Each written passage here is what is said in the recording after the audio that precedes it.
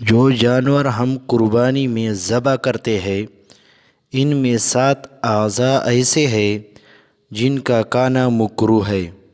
وہ 7 اعضاء یہ ہے: نمبر 1، دم مسفوخ، یعنی جانور کے ذبح کے وقت رگوں سے جو خون نکلتا ہے یہ خون ناپاک ہے اور اس خون کا کھانا مکروہ ہے، یعنی اس کا کھانا جائز نہیں۔ اگر ہڈی، گوشت وغیرہ کٹ کی ہو پھر گوشت سے جو خون نکلتا ہے اس کا کھانا مکروہ نہیں۔ نمبر 2، مادہ جانور کے پیشاب کی جگہ جس کو حیا کہتے ہیں اس کا کھانا ٹھیک نہیں، یعنی مکروہ ہے۔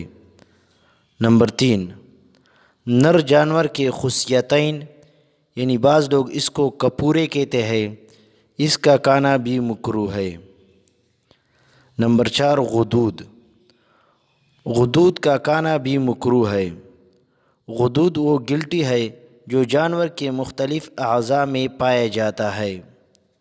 نمبر 5، الذکر، یعنی نر جانور کے شرمگاہ، اس کا کھانا بھی مکروہ ہے۔ نمبر 6، مثانہ،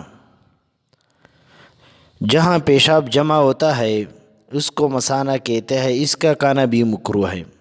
نمبر 7، پتا، اس کا کھانا بھی مکروہ ہے۔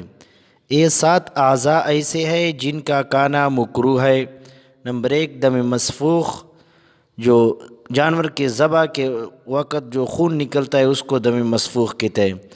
نمبر 2، مادہ جانور کے پیشاب کی جگہ۔ نمبر 3، نر جانور کے خصیتین یعنی کپورے۔ نمبر 4، غدود۔ نمبر 5، ذکر یعنی نر جانور کے شرمگاہ۔ نمبر 6، مثانہ۔ نمبر 7، پتا۔ ان چیزوں کا کھانا مکروہ ہے۔ 2 اور اعضاء ہے۔ نمبر 1، اجری، یعنی اجری کو اگر گندگی سے پاک کیا جائے تو اس کا کھانا بھی ٹھیک ہے۔ نمبر 2، حرام مغز، حرام مغز یہ جانور کی ریڑھ کے اندر پایا جاتا ہے، اس کا کھانا بھی ٹھیک ہے۔